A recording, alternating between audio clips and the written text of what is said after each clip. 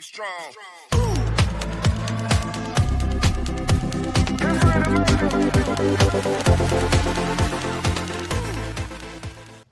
Hey everybody is out there. Once again I welcome you all to my YouTube channel. This is Aman Kumar, an English trainer.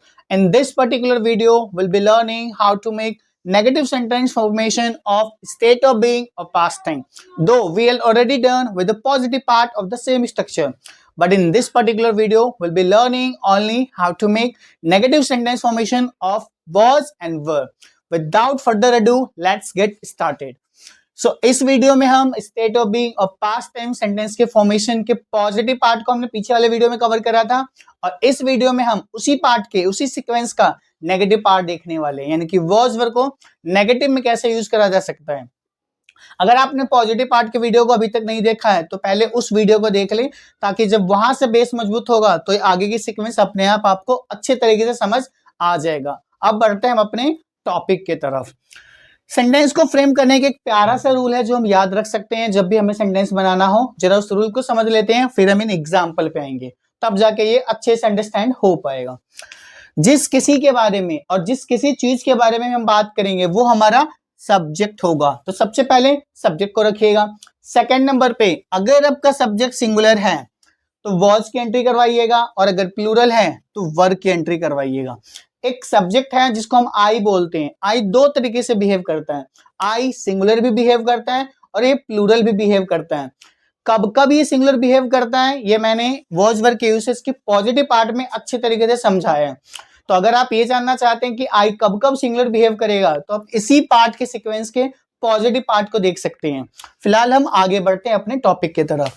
तो subject सबसे पहले जिस किसी के बारे में बात होगा, अगर सिंगुलर है तो वॉज की एंट्री करवाइए, प्लूरल है तो वर की एंट्री करवाइए। थर्ड नंबर पे नोट को रखना है क्योंकि हमारा सेंटेंस ही नेगेटिव सेंस पे बेस्ड है, राइट।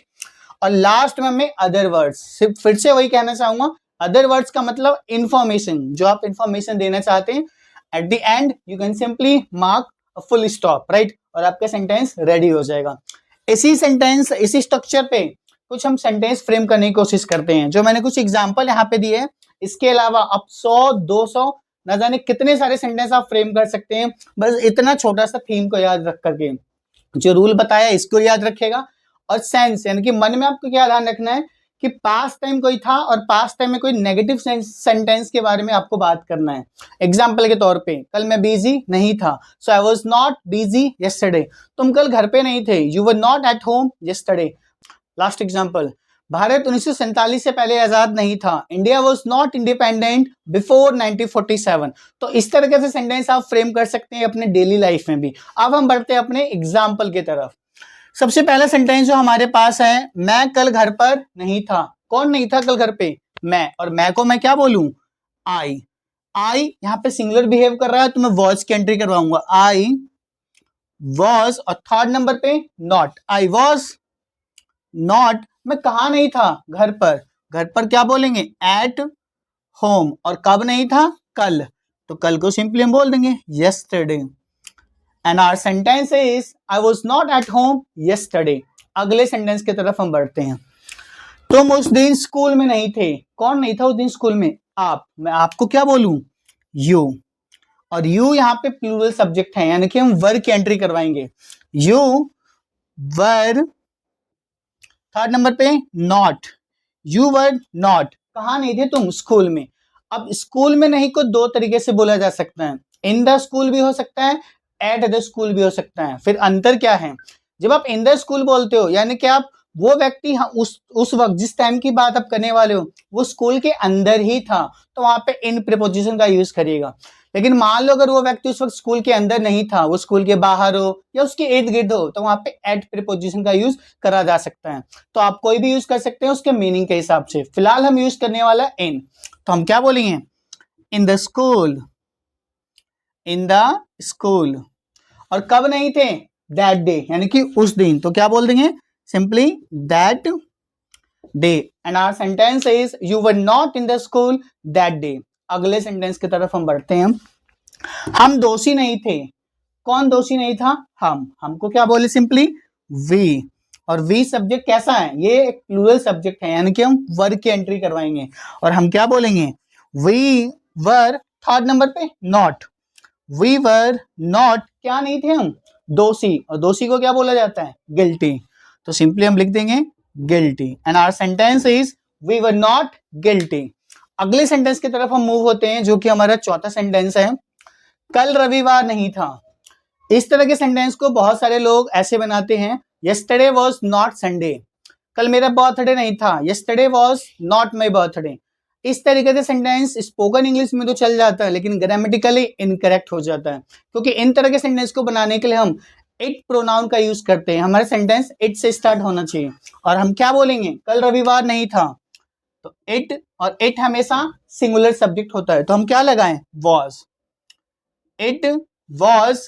थर्ड नंबर पे नॉट, इट वॉज नॉट, क्या नहीं था, Sunday, so it was not Sunday, कब, कल, तो सिंपली कल को yesterday and our sentence is it was not Sunday yesterday। अगले सेंटेंस की तरफ हम मूव होते हैं, बस खराब नहीं थी।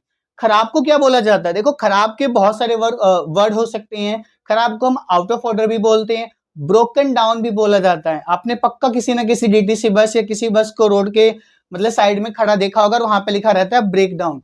मुझे नहीं पता वो ब्रेक डाउन लिखते क्यों हैं, क्योंकि जो करेक्ट वर्ड होना चाहिए वहां पे ब्रोकन डाउन होना चाहिए, राइट है, लेकिन फिर भी बस पे ब्रेक डाउन लिखा जाता है। खैर वो उनके ऊपर है वो क्या भी लिखे, लेकिन खराब होने की इंग्लिश या तो आउट ऑफ ऑर्डर या फिर ब्रेक डाउन। जब बड़े लेवल पे कोई चीज खराब होता है, कोई बड़ा इलेक्ट्रॉनिक चीज है, तो वहां पे ब्रेक डाउन का यूज होता है। तो बस खराब नहीं थी तो क्या बोलेंगे, द बस, और बस अगर सिंगुलर है तो सिंपली हम वॉज के यूज कर देंगे, और अगर मान लो ज्यादा बस की मैं बात करूं तो वर का यूज कर लूंगा। फिलहाल हम एक की बात कर रहे हैं, so the bus was not broken down. मैंने यहाँ पे ब्रोकन डाउन इसलिए यूज करा क्योंकि ब्रोकन एक एडजेक्टिव है, और एडजेक्टिव ही तो नाउन के बारे में बताता है, और बस हमारा क्या है, एक नेम है, यानी कि नाउन है। तो our sentence is the bus was not broken down.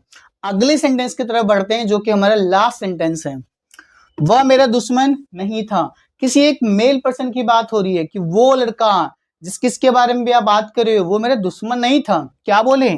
अब उसको बोलने के बहुत सारे तरीके हो सकते हैं, दैट बॉय, दैट पर्सन, या फिर सिंपली ही का भी तो यूज हो सकता है, तो हम ही का यूज करेंगे और हम क्या बोलेंगे, ही एक सिंगुलर सब्जेक्ट है तो वॉज की entry, he was. Third number पे नॉट, ही वॉज नॉट, कौन नहीं था वो, दुश्मन, किसका, मेरा, तो मैं क्या बोलूं, he was not my enemy, और full stop, and our sentence is he was not my enemy. So यही टॉपिक मुझे आज आपको समझाना था, state of being of past time का सेकंड पार्ट, जो कि नेगेटिव था। इससे पहले हमने पॉजिटिव पार्ट को देखा था। अगर आपने अभी तक पॉजिटिव पार्ट को नहीं देखा है तो पहले उसको वॉच कर लीजिएगा, उसके बाद इस पार्ट की तरफ बढ़िएगा। इससे पहले कि मैं वीडियो का एंड करूं, एक सेंटेंस आपके लिए, ताकि आपकी भी प्रैक्टिस हो पाए।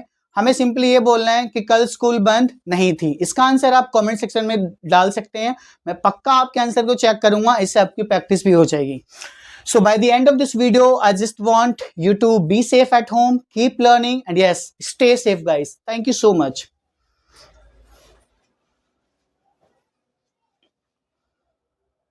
Be strong.